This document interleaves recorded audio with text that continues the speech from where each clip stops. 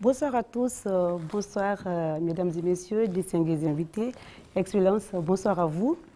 L'équipe Dites-moi tout, docteur, merci d'abord d'avoir répondu massivement à notre invitation. L'équipe de Dites-moi tout, docteur, sous le label de la Direction générale de la RTG Coloma, célèbre la 2e édition. Et c'est la seule manière que nous l'imaginons.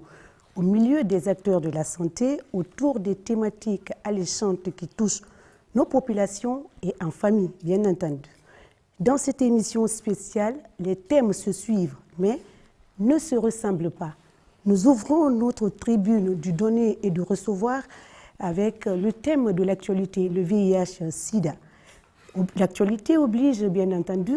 Ce mois est exclusivement dédié à la sensibilisation à grande échelle. Et si nous, équipe de Dites-moi tout, docteur, on ne s'intéresse pas à ces thèmes, nous aurions failli à notre devoir, notre obligation première, qui est l'information et la communication. À cette heureuse occasion donc, nous avons déniché les spécialistes pour nous apprendre davantage les 3,90, vous comprendrez tout à l'heure dans cette émission, selon l'objectif des acteurs de la santé, et puis nous apprendre également quelques mesures préventives. Docteur Youssouf Koïta, coordonnateur national du PNLS, vous comprendrez également qu'est-ce que c'est, vous, profane, et docteur Abbas Diakité, malheureusement, qui ne sera pas parmi nous, mais représenté par docteur Kerno Suleiman, du chef de département planification, recherche, suivi et évaluation. Nous poursuivons notre thématique, nos thématiques. Et enfin, chers publics distingués invités, vous conviendrez avec moi qu'aucune maladie ne peut être soignée sans les médicaments. Évidemment, nous avons eu le privilège de rencontrer le premier responsable de la première pharmacie centrale de Guinée, Dr Moussa Konaté, qui malheureusement, malgré son agenda, ne sera pas parmi nous, mais l'administration, c'est la continuité. Son adjoint sera parmi nous pour nous parler, je cite, la disponibilité des médicaments à Conakry jusqu'à la dernière préfecture de la République de Guinée. C'était le menu sous la permission de son Excellence. Nous allons ouvrir donc notre émission, mais avant, il va tenir son discours. Distingués invités, Monsieur le ministre, votre discours, avant de recevoir nos deux invités.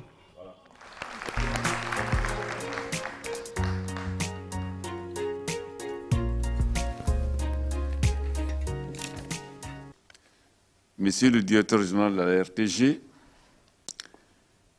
Monsieur le ministre de l'Enseignement supérieur et de la Recherche scientifique ou son représentant, Monsieur le recteur de l'Université Gamal Abdel Nasser ou son représentant, chers professeurs enseignants, Madame l'animatrice de l'émission, Mesdames et Messieurs, chers collègues, distingués invités. L'honneur m'est choix en ce jour solennel, en ma qualité de chef de département de la santé, de remercier la direction générale de la radio-télévision guinéenne pour avoir eu l'initiative pour la mise en place d'une telle émission. Cette initiative sert à relayer mon département dans la sensibilisation et l'information sur des thématiques concernant les problèmes de santé publique de nos populations, en collaboration avec des spécialistes avérés en la matière sur le plateau de Dites-moi tout, docteur de la RTG Coloma. C'est avec beaucoup de plaisir et beaucoup d'admiration que je vois dans la salle, effectivement, d'éminentes personnalités médicales. Je les connais pratiquement toutes et je sais que ce sont des collègues, des amis, des confrères qui ont fait et qui continuent de faire leurs preuves. Je félicite leur présence ici. C'est l'occasion pour moi ici de remercier également les professionnels qui, pendant toute une année durant, ont rehaussé de leur présence sur le plateau de cette émission, malgré leurs multiples occupations. Notre présence parmi vous prouve à suffisance que le ministère de la Santé accompagne cet important événement qui rassemble annuellement le Collège des professionnels de la santé autour des sujets de santé en vue de sensibiliser davantage la population. Mesdames et messieurs, cette deuxième rencontre annuelle qui se tient ce 9 du mois de décembre corrobore avec la Journée mondiale du sida. Nous savons tous que la commémoration va encore se poursuivre au moins durant un mois. Nous saluons la présence parmi nous du ministre de l'Enseignement supérieur et de la Recherche scientifique ou son représentant, du recteur de l'université Gamal Abdel Nasser de Conakry ou certainement son représentant, des professeurs enseignants, sans oublier les étudiants en médecine ici présents, ainsi que les personnes de bonne volonté qui accompagnent cette initiative salvatrice, la RTG Coloma. Mesdames et messieurs, distingués invités, nous n'allons pas terminer cette allocution sans adresser nos sincères félicitations et nos encouragements à l'endroit de toute l'équipe de Dites-moi tout, docteur, et singulièrement à l'animatrice, Madame Sissoko Marie Sidibé, et leur demandons de redoubler d'efforts dans la continuité. Enfin, c'est le lieu pour moi d'en appeler à la bienveillance des partenaires et programmes de santé pour leur soutien à cette émission. Merci de votre aimable attention et merci pour nous avoir fait l'honneur d'être parmi vous et de présider cette cérémonie. Je vous remercie beaucoup.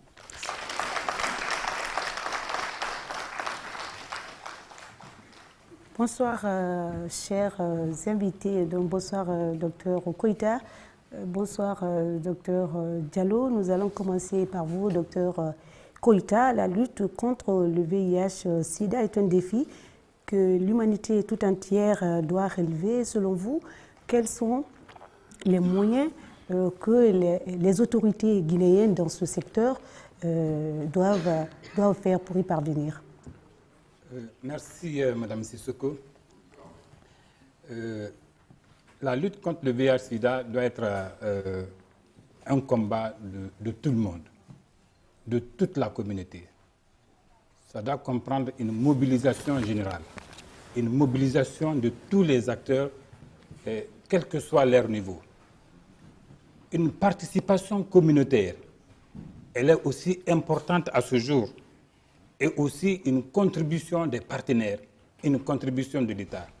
C'est l'ensemble de tous ces moyens qui, aujourd'hui, peuvent nous amener à combattre le VIH-Sida. Ce n'est pas seulement que l'apanage du ministère de la Santé, c'est aussi la responsabilité de ce citoyen, de cette personne, quelle que soit là où elle se trouve. La responsabilité de tous les partenaires, de toutes les communautés religieuses ou autres. Tout le monde doit se donner la main pour combattre aujourd'hui le VIH-Sida parce que ce n'est écrit sur le front de personne qu'il fait le VIH. C'est une maladie qui est à la porte de tout un chacun, donc c'est un combat de tout un chacun. Très bien. Docteur Diallo, on vous demandera d'abord de nous proposer une définition du Comité national de lutte contre le sida et les attributions que ce comité s'est assigné. Merci, madame. Vous me permettrez de commencer par rappeler que la lutte contre le sida repose sur 3 piliers essentiels en un, qu'on appelle principe directeur. Le premier principe directeur, c'est le CNLS.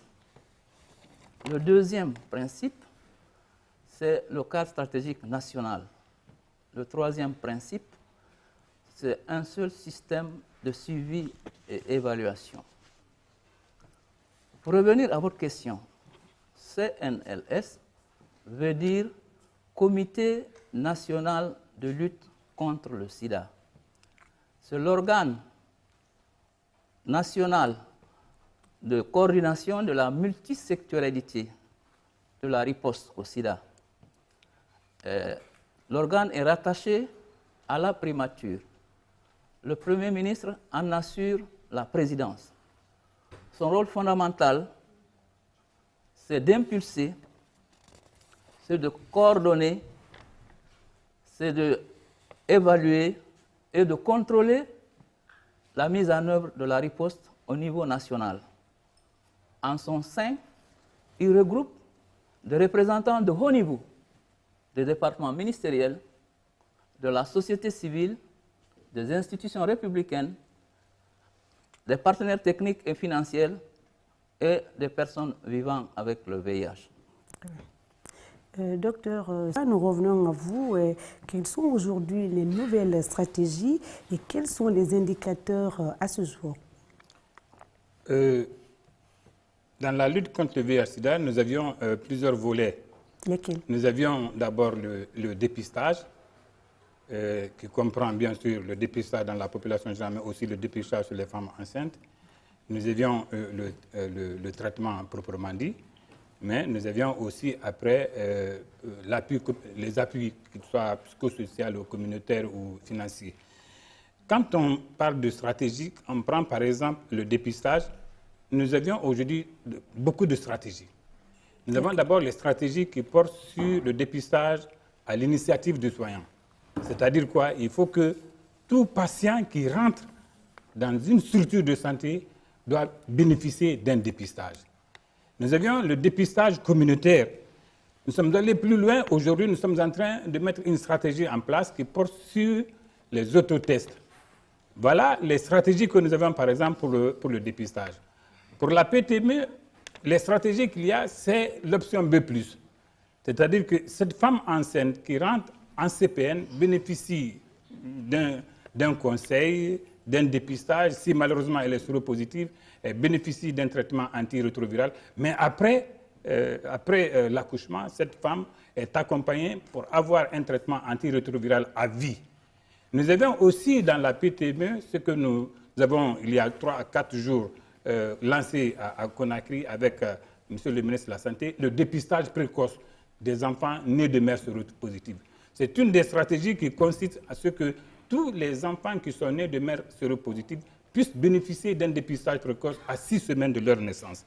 Nous avons, dans le cadre du traitement, une autre stratégie, dépister, traiter. C'est-à-dire, systématiquement, toute personne dépistée séropositive doit bénéficier d'un traitement antirétroviral. Pour renforcer ce traitement antirétroviral, nous avons une stratégie que nous avons collée, que nous appelons les rendez-vous à 3 mois et les rendez-vous à 6 mois, pour permettre aux patients de se reposer, mais aussi permettre aux médecins, à tous les agents de santé qui ont la responsabilité de ces patients, d'avoir des temps de pouvoir vérifier est-ce que les traitements qu'ils sont en train de mettre en œuvre pour ce patient sont en train de porter très très bien. Donc voilà tant de stratégies que nous avions et que nous sommes en train aujourd'hui de mettre. Les données, elles sont bonnes aujourd'hui en Guinée, mais il reste encore beaucoup à faire. Il reste encore beaucoup. Nous sommes aujourd'hui à 50 000 personnes qui sont sous traitement antirétroviral. Évidemment, quand nous prenons le spectrum, nous le collons à un indicateur qui est de 130 000 personnes séropositives. On dira 50 000 sur 130 000. C'est vrai, vous voyez qu'il y a encore un écart à faire. Il y a beaucoup d'efforts à faire dans ce sens. Nous avons dépisté aujourd'hui, pour l'année 2018, près de 200 000 quelques personnes dans la population générale, près de 170 000 et quelques personnes, femmes enceintes, sur lesquelles malheureusement nous avons pu avoir environ 3 400 femmes qui sont séropositives. Sur les 3 400 femmes séropositives, 3 200 à peu près ont bénéficié d'un traitement antirétroviral, à peu près 93%. Voilà des efforts qu'il y a, voilà les données que nous avions qui sont certes encourageants, mais derrière, il y a beaucoup à faire. Beaucoup à faire. Docteur Diallo, est-ce que vous avez envie de rajouter quelque chose dans ce sens? Oui, il a dit l'essentiel. Très bien. Donc, vous avez parlé tout à l'heure le rôle à peu près du CNLS. Vous avez dit que son rôle est multisectoriel. Ce multisectorialisme se situe à quel niveau? Le multisectorialisme de la riposte se situe au niveau de tous les secteurs de la vie nationale. C'est pourquoi le VIH impacte négativement tous les secteurs de la vie nationale. Ça, c'est ce qui est très important à retenir. Donc, toutes les actions qu'on doit entreprendre doivent être bâties sur cette stratégie-là. Très bien. Ces cibles-là, ces secteurs-là. Ces cibles-là, vous pouvez nous les énumérer? Tous les secteurs du développement. Très bien. Docteur Koita, nous revenons à vous. Est-ce que l'on peut avoir une idée sur la couverture sanitaire de traitement? Si vous l'avez dit, est-ce que vous pouvez revenir dessus en République de Guinée? En principe, nous avons une couverture très bonne. Nous avions aujourd'hui dans le pays environ 130 sites de CDV, c'est-à-dire c'est des centres de conseil et de dépistage du VIH. Il y a environ 130 sites aujourd'hui dans le pays. Nous avions environ 430 centres de santé qui font de la PTME. Évidemment, nous avons intégré la PTME dans environ 700 centres de santé, y compris les postes de santé. Mais malheureusement, c'est 430 au moins qui sont très, très fonctionnels aujourd'hui. Dans le pays, nous avions à peu près 140 sites de prise en charge médicale antirétrovirale. 140 sites. Nous avions 58 sites de prise en charge pour la co-infection. Parce que le VIH, l'une des infections la plus importante qui prend le malade séropositif est la tuberculose. Donc, dans les 58 sites antituberculeux, nous avions intégré aussi la prise en charge du VIH. Nous avons 36 sites qu'on appelle des services adaptés. C'est des services, comme le nom l'indique, qui sont adaptés aux travailleuses de sexe et aux hommes ayant les rapports sexuels avec les hommes, pour leur permettre de se rendre dans ces structures de façon anonyme, sans être stigmatisés et discriminés. Nous avons aussi un centre communautaire. Le centre communautaire, aussi, c'est un centre qui est mis en place pour permettre à ces personnes que nous appelons une population clé, venir dans ces structures et bénéficier des services de santé. Donc, ces sites sont sur l'étendue du territoire national à Conakry, à l'intérieur? Bien sûr. D'accord. D'après votre explication, docteur Diallo, le CNLS n'est pas rattaché au ministère de la Santé, mais plutôt à la primature. Est-ce qu'on peut avoir une large explication dans ce sens pour nous profanes, bien entendu? Tiens, très bien. C'est aussi simple que ça. En fait, le sida, comme je l'ai dit tantôt, attaque tous les secteurs du développement et impacte négativement le développement. Tenant compte de cette situation, les chefs d'État et de gouvernement de 189 pays, dont la République de Guinée, membre des Nations Unies, en juin 2001, s'est réunis à New York pour essayer de signer un engagement pour intensifier la riposte contre le sida. Et ça a démontré que le sida a traversé la frontière de la santé pour aller dans tous les secteurs de la vie nationale. Et pour fédérer tous ces éléments, il a été recommandé de créer des comités nationaux ou des conseils nationaux de lutte contre le sida, les rattacher au plus haut niveau de la structure étatique, soit à la présidence ou à la primature. C'est ainsi que nous, en Guinée, on a rattaché le CNLS à la primature, où le Premier ministre est le président et le ministre de la Santé est le premier vice-président.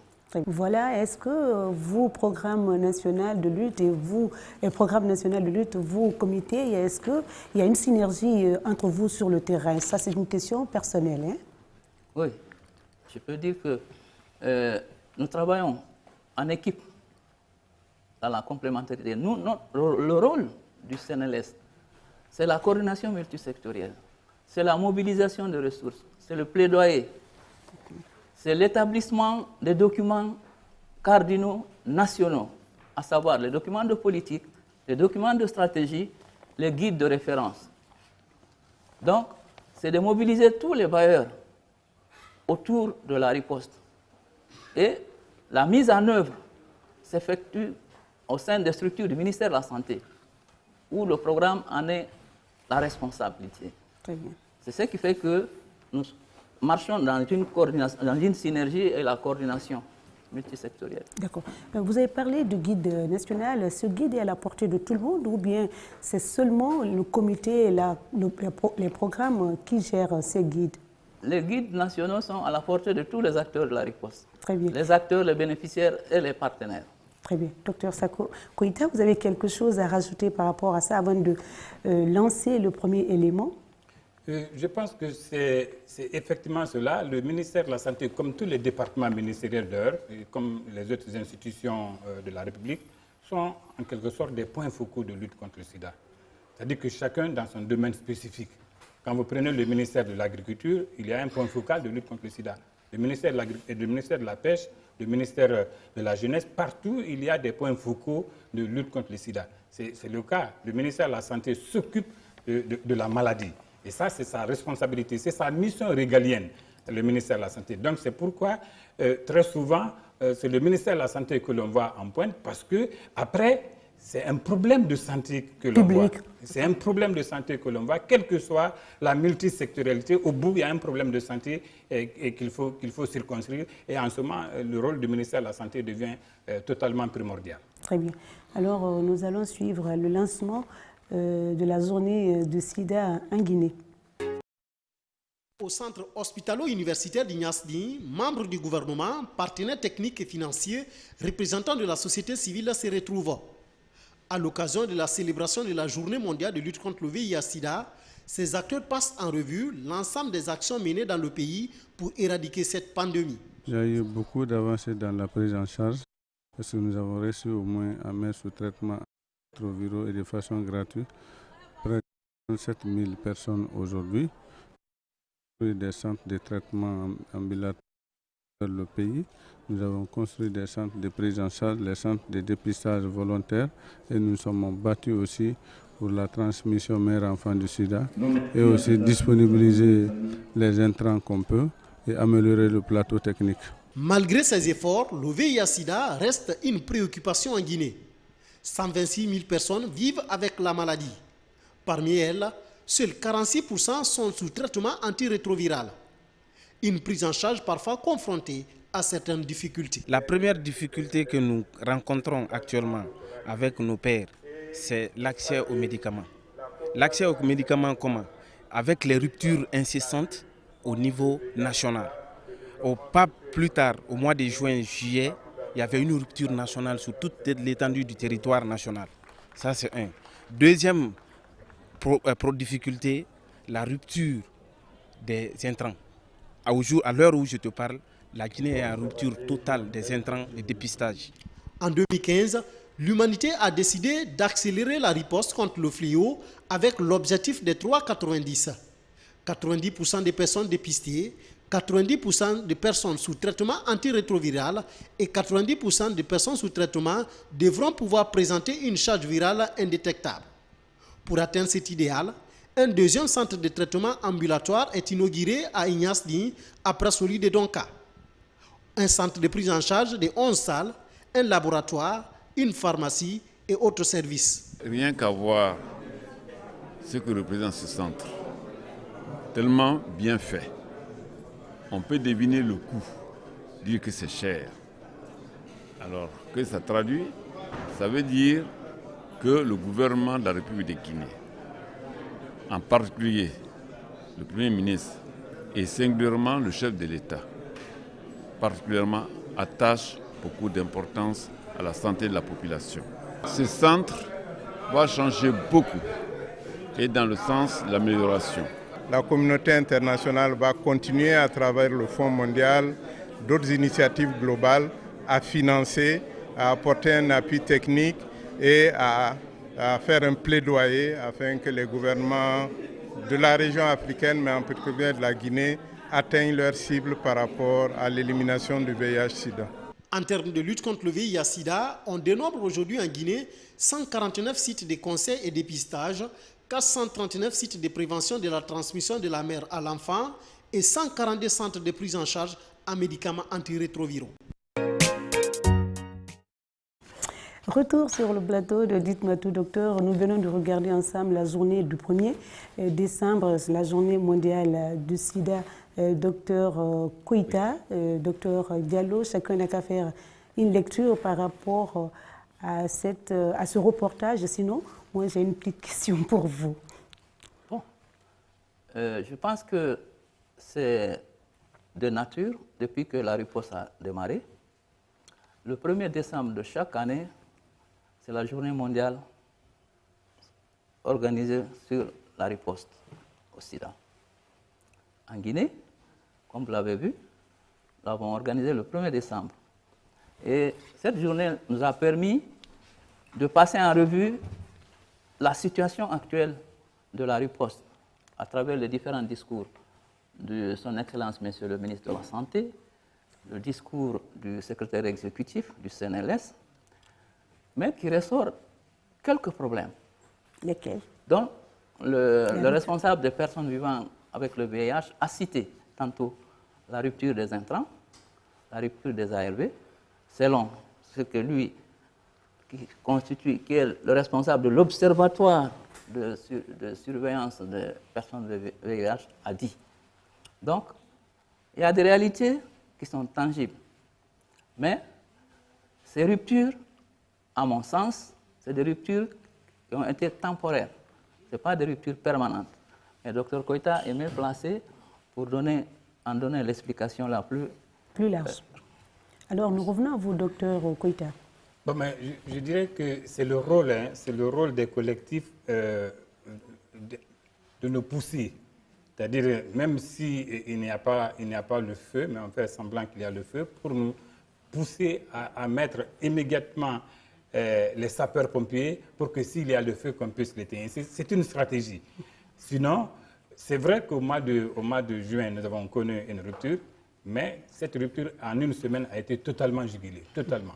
Le ministère de la Santé a mis en place une stratégie très forte qui a permis de pouvoir juguler cette rupture qui était pour tout juste une semaine. Mais le rôle des communautaires, le rôle des activistes, c'est de faire en sorte qu'on ne dorme pas. Parce qu'il faut reconnaître que le VIH est une maladie chronique et les patients qui sont sous traitement doivent l'être à vie. Donc, c'est une nécessité pour nous de trouver les intrants pour que ces patients aient leur traitement à vie. Donc, quelque part, on nous met la pression. On vous met la pression. On nous met la pression, mais nous acceptons la pression parce que c'est notre rôle, c'est la mission qu'on nous a confiée pour que nous puissions tous les jours nous battre afin de trouver les intrants, les ARV et tout ce qu'il faut pour les malades qui en ont besoin. Mais aussi, pour le 1er décembre de cette année, nous avons mis sur le thème du dépistage, parce que c'est aussi important. Il faut que chacun connaisse son statut sérologique, que Madame Sissoko connaisse son statut sérologique. C'est déjà fait. Ah ben merci. Voilà, c'est ça, c'est fondamental. C'est fondamental, parce que ça y va de la santé de Madame Sissoko, de Dr Koïta, de Dr Kenekunma, de Monsieur le ministre de la Santé, de tous ceux qui sont ici. C'est personnel. Tu prends la décision toi-même, tu vas faire ton test, tu as ton statut, tu connais qui tu es. Et qu'est-ce que tu dois faire? Tu vas dans un centre de santé, tu te fais dépister. C'est gratuit. C'est gratuit. Les tests sont gratuits. Très prochainement, nous allons mettre des autotests. Donc, tu n'as même plus besoin d'aller dans un centre de santé. Tu vas dans une pharmacie, tu achètes l'autotest et puis tu te dépistes. Voilà des stratégies que nous sommes en train de développer. Les autotests, c'est pour quand? C'est pour bientôt. C'est plus rassurant pour les individus qui ont peut-être peur d'aller dans des centres de santé. Bien sûr. Nous sommes en expérimentation dans la commune de Matam et nous allons voir qu'est-ce que ça va donner, quels résultats ça va donner. Et après la commune de Matam, nous allons essayer de voir si nous pouvons passer à l'échelle. D'accord. Moi, la question que je voulais vous poser tous les deux, lors de cette journée, il y a eu une mobilisation systématique de tous les acteurs de la santé. Est-ce que ce même engouement s'observait à l'intérieur ou continue à l'intérieur du pays? Comme on a dit tantôt, la journée mondiale SIDA, en Guinée, c'est le mois du SIDA.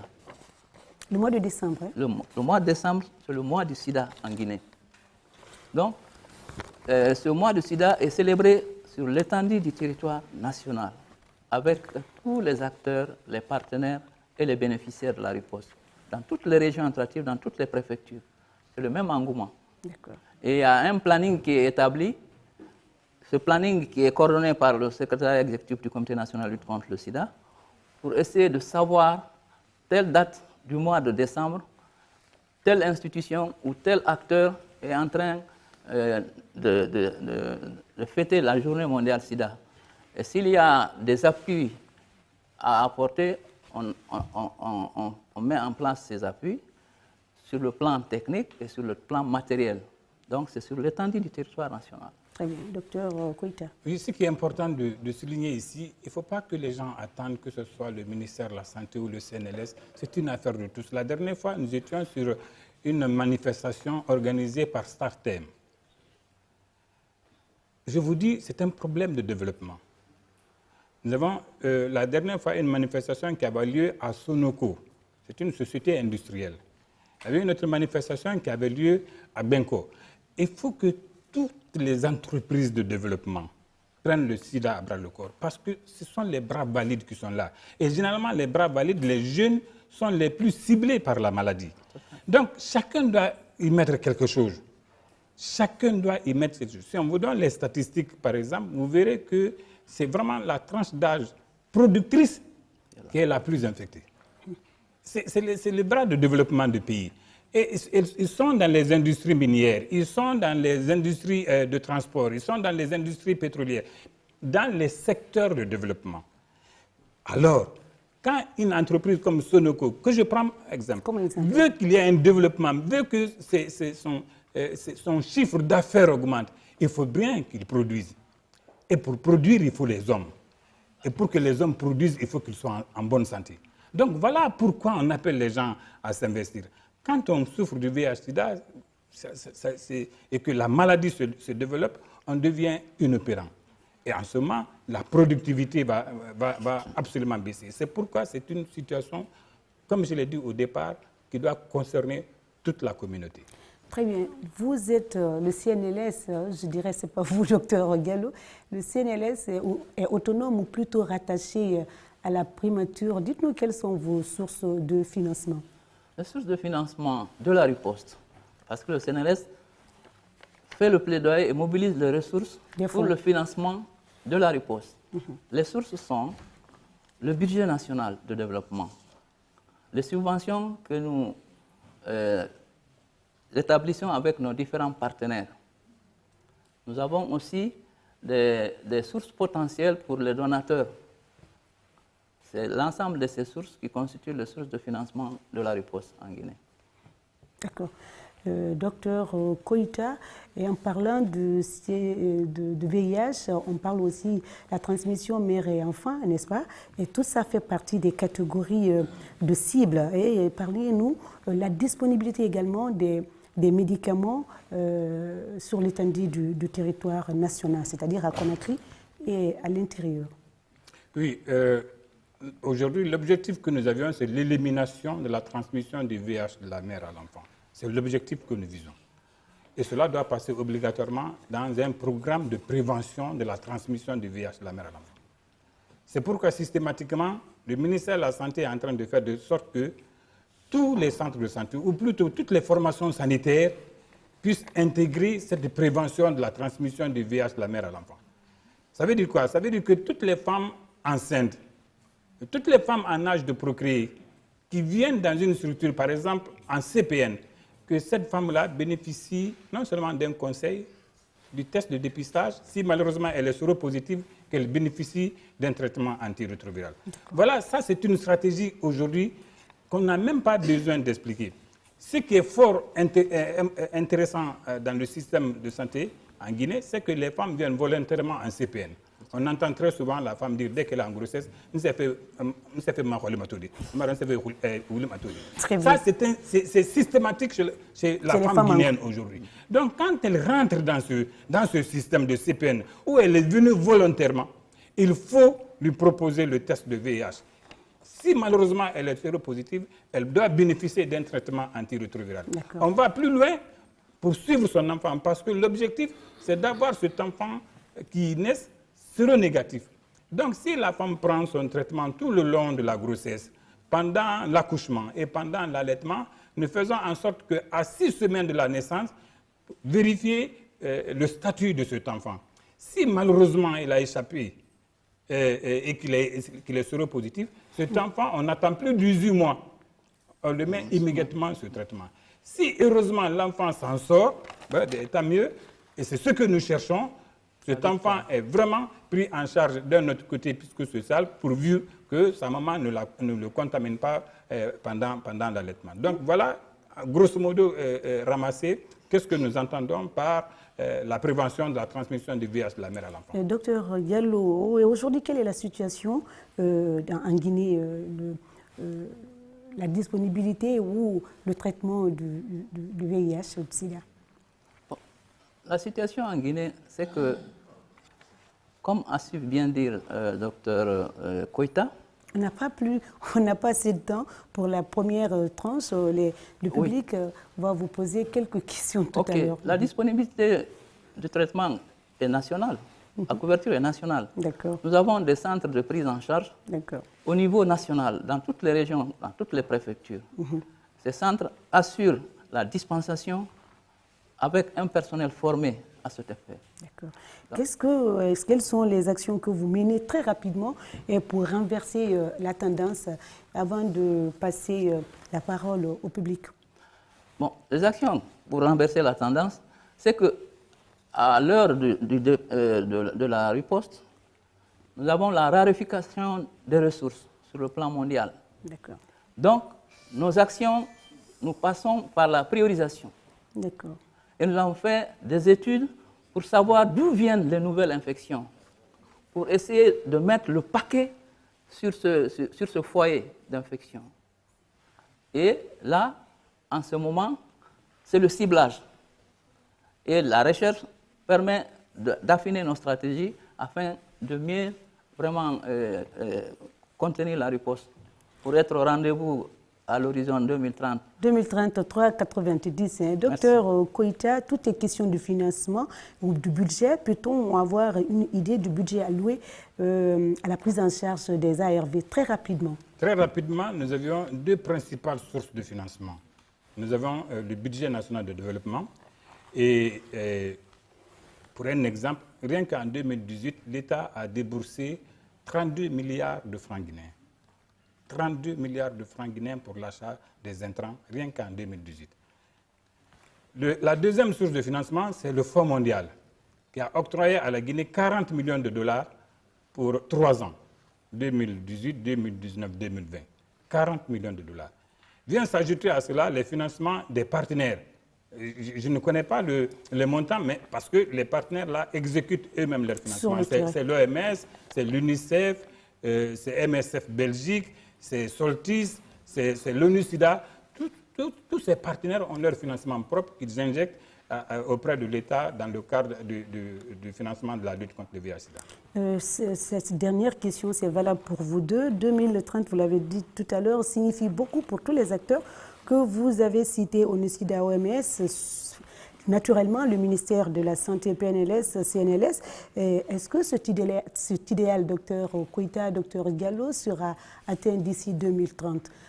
3,90. Je voudrais rapidement faire une correction. Les 3,90, ce n'est même pas pour 2030. Les 3,90, c'est pour 2020. 2020, c'est vrai, 2020. C'est-à-dire qu'il faut que d'ici 2020, que nous avons dit ici tout de suite 120 000, 130 000 personnes sont supposées être séropositives. Parce que ça, c'est une supposition. Mais il faut que ces 130 000 personnes séropositives-là, qu'il y ait 90% de celles-ci qu'on rattrape. C'est ça le premier 90. Il faut que sur les 130 000 personnes qu'on dit être séropositives, il faut que 90% soient rattrapés. Et que si nous rattrapons les 90% en termes de dépistage, il faut que 90% des personnes qui sont rattrapées en termes de dépistage bénéficient d'un traitement antirétroviral. Deuxième 90. Le troisième 90, c'est que les 90% qui ont bénéficié du traitement antirétroviral, il faut que 90% de ces personnes aient une charge virale indétectable. Donc l'objectif n'est même pas pour 2030, l'objectif est pour 2020, ce qui nécessite, comme je l'ai dit tantôt, une mobilisation de tous. Parce que pour que nous atteignions le troisième 90, il faut que d'abord que nous ayons cherché le premier 90, c'est-à-dire les personnes séropositives qu'il y a dans la population générale. Donc c'est fondamental et c'est sur cela que vous avez compris la raison pour laquelle le thème de cette année pour la lutte contre le VIH/SIDA était consacré sur le dépistage. Le public aussi, voilà, le public a quelques questions pour nos deux invités. C'est fini. Ba Omar Djoué, pharmacien biologiste, laboratoire Biomar 24, qui est à la Minière.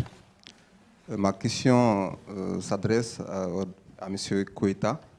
C'est par rapport à la disponibilité des autotests. Je ne sais pas, qu'est-ce que vous comptez faire? Quelle stratégie vous comptez mettre en place pour minimiser le cas de faux positifs? Parce que nous connaissons que même les tests conventionnels que nous avons actuellement ne sont pas spécifiques ni sensibles à 100%. Donc il peut arriver que quelqu'un fasse son test et qu'il se dise oui, il est séropositif parce que seulement il a eu ce trait-là. Alors que souvent ce n'est pas le cas. Donc est-ce que vous avez pu penser à cette stratégie-là? Comment éviter? Je suis Django Amadou, l'étudiant en médecine, au 6e année à l'Université de la Source. Et j'ai des questions. Les questions sont les suivantes. Ma première question, c'est par rapport à votre stratégie de dépistage systématique du VIH. Et en rappelant l'un des principes fondamentaux de l'éthique médicale qui nous fait comprendre là qu'il est nécessaire de demander le consentement éclairé de tout patient que nous recevons dans nos structures sanitaires. Et lorsqu'on rapporte cela à votre stratégie de dépistage systématique du VIH, est-ce que cela ne constitue pas un défi par rapport à la situation posée? Est-ce que vous avez d'autres stratégies à développer, de nouvelles stratégies pour prendre en charge ce défi? Ma deuxième question, c'est une question qui n'a pas été développée malheureusement, mais dont je pense que ça mérite d'être posée. Et c'est par rapport au couple discordant. Je veux dire par là, dans un couple où nous retrouvons que l'un est séropositif et l'autre est séronégatif, c'est-à-dire dans un couple où il y a un VIH positif et un VIH négatif. Maintenant, est-ce que vraiment il y a un délai logique qui est admis par le comité en charge pour que celui qui est séropositif partage son diagnostic et sa séropositivité à son conjoint? Est-ce que cela ne constitue pas en lui-même c'est un facteur favorisant la contamination de son conjoint par cette maladie dont nous connaissons? Je vous remercie. Bonsoir à tout le monde. Je me nomme Maïmouna Bangoura, je suis journaliste. Ma question est relative à la rupture des ARV. Quelle aujourd'hui est la mesure que vous êtes en train de mettre en place pour éviter la rupture de ces produits, vu que le virus se multiplie rapidement dans l'organisme? Je voulais poser une question concernant la traçabilité des ARV. Il s'avère de nos jours la présence de ces ARV de toutes les catégories sur le marché parallèle, au niveau du marché de Madina. Et nous avons constaté une traçabilité. Et quelles sont les dispositions que le programme de prise en charge arrive à prendre pour sécuriser le circuit de ces ARV? Parce que nous avons reçu d'autres informations concernant l'amplification de cette notion de rupture, en réalité qui n'existait pas. C'était pour faciliter l'écoulement de ce stock de produits médicaux illégaux qui était à la disposition des commerçants à Madina, donc qui avaient importé à partir de l'Inde. Donc il fallait profiter d'une période de rupture pour faire écouler, donc créer une psychose nationale. Donc je voulais savoir quelles sont les dispositions prises à cet effet. Et j'ai eu une notification lors de la conférence mondiale sur la criminalité à Dubaï, un réseau bien formé à partir de l'Inde pour importer globalement des ARV et d'autres ARV en essai, mais pouvant être dans le cadre du marché parallèle, donc pour créer un contrepoids au programme national. Donc je voulais voir quelles sont les dispositions que vous avez prises en place afin vraiment de lutter contre cette pandémie face à cette menace du marché parallèle. Docteur Koita, je crois que toutes les questions sont orientées vers vous. Essayez de répondre par... J'essaie, le frère Kelman pourra m'aider. L'autotest, c'est une stratégie, c'est une nouvelle stratégie qu'on est en train de mettre en place. Comme je l'ai dit tantôt, elle n'est pas vulgarisée en Guinée. Avec MSF Belgique, nous sommes en train de faire un premier test dans la commune de Matam. Mais quel que soit, même le test conventionnel, on le fait 3 fois. On le fait 3 fois, même le test conventionnel. La personne qui fait l'autotest et qu'elle s'avère pense qu'il est séropositif n'est pas systématiquement sous traitement. Le médecin qu'il va voir avant de le mettre sous traitement, ce médecin va reprendre le test. Il reprendra le test. Ça, c'est au moins une chose qui est très sûre. Donc, même si tu vas faire ton test quelque part, avant, et qui n'est pas obligatoirement le service dans lequel tu vas avoir le traitement antirétroviral, si tu viens dans ce site pour le traitement antirétroviral, on va reprendre ton test pour une deuxième fois. Donc, c'est des stratégies qu'on est en train de mettre. Aujourd'hui, c'est sur ce que vous dites, vous avez raison, vous allez avoir une réaction différente de celui qui voudrait avoir le test aussi sans qu'il ne soit connu par quelqu'un d'autre.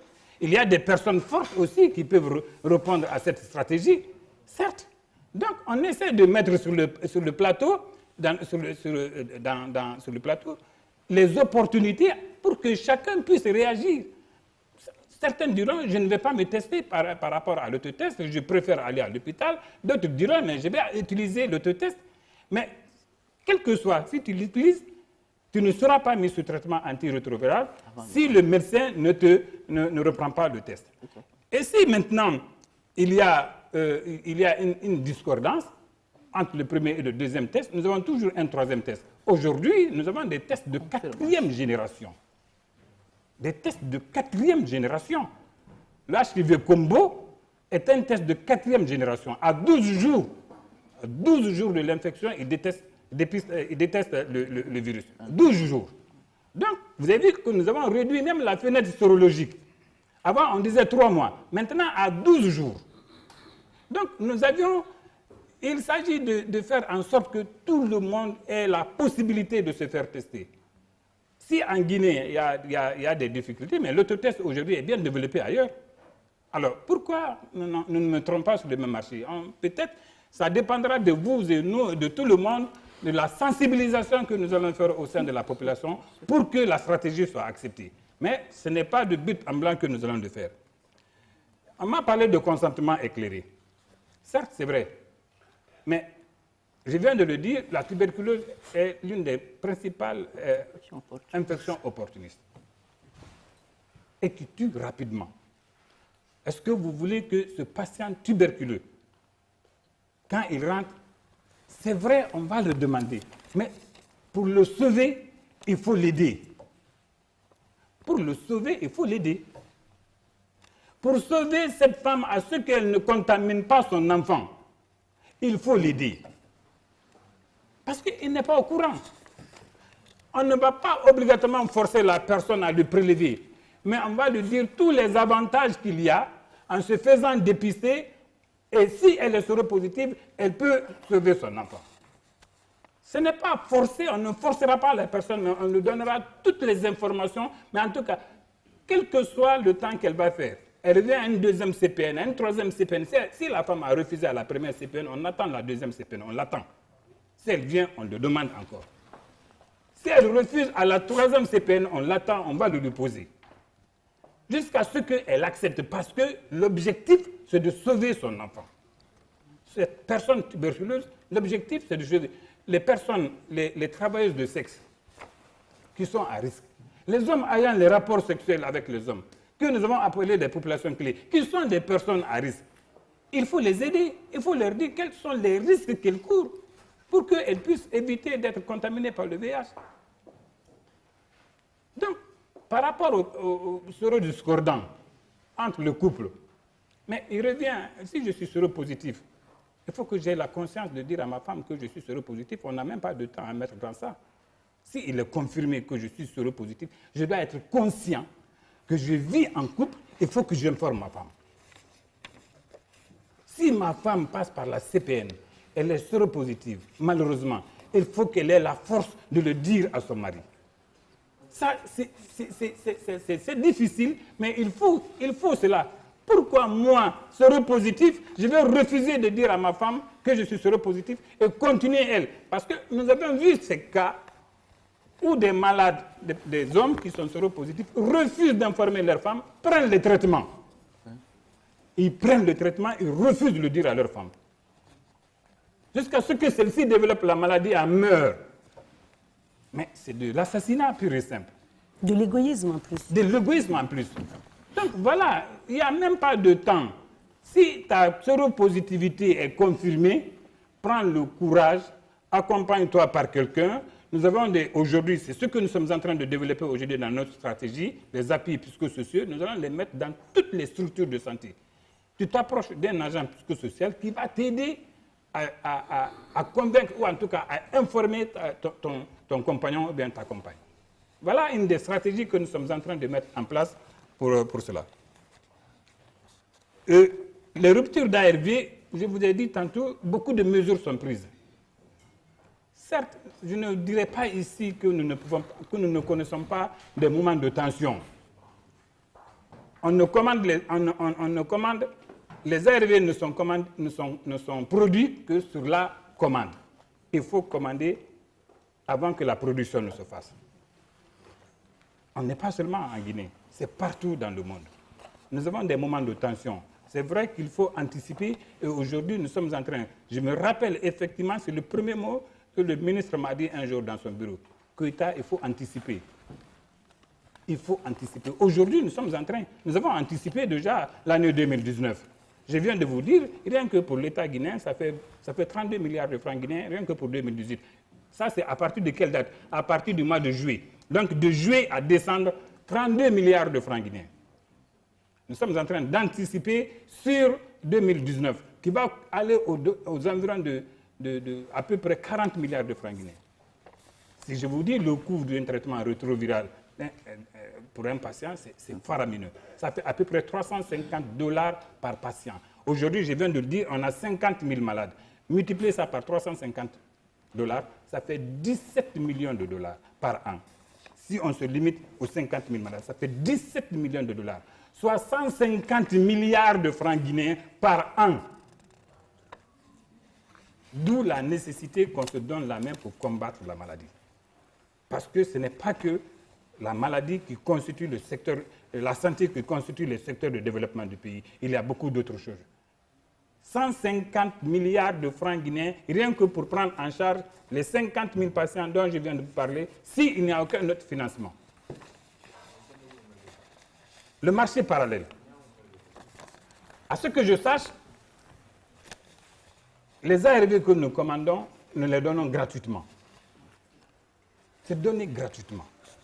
Et l'information est courante que les ARV sont gratuits. Partout. Que ce malade aille se faire acheter des ARV au marché, c'est difficile. C'est vrai, la pauvreté aidant, les gens peuvent faire tout ce qu'ils veulent. Mais nous disons ici sur le plateau que les ARV sont gratuits et que les patients peuvent les avoir dans les structures de traitement et qu'ils refusent d'acheter les ARV au marché. Comme tu viens de me le dire, mon colonel, ce qui est très grave en matière de traitement antirétroviral, c'est la contrefaçon. Si on peut survivre d'un médicament contrefait pour le palu ou pour les autres affections, on ne pourra pas survivre d'un médicament contrefait pour le VIH. Parce qu'on prend le traitement pour endormir le virus. Si le médicament ne fait pas son effet, ça veut dire qu'on est en train de se tuer. Si on pense qu'on est en train de prendre un traitement, qu'on est allé acheter au parallèle au marché et qu'il ne soit pas de bons médicaments, on est en train de se tuer. Donc sur ce plateau, j'ai dit à tous les patients, aux parents des patients, que les traitements se trouvent dans nos structures de santé et ils peuvent l'avoir gratuitement. Ils n'ont pas besoin d'aller au marché pour acheter ces traitements. Au moins ça, il ne faut pas qu'ils aillent au marché pour acheter ces traitements. S'ils vont, on est en train de les tromper. Les seules entités qui commandent les ARV ici, c'est l'État guinéen. C'est la seule entité qui commande les ARV en Guinée. Parce que même les pharmaciens privés ne la commandent pas. Même les pharmaciens privés ne commandent pas les ARV. Donc, je vois mal quelqu'un qui va aller acheter de l'ARV au marché. Il est en train de se faire empoisonner. Donc, nous avons des subventions rien que pour ça.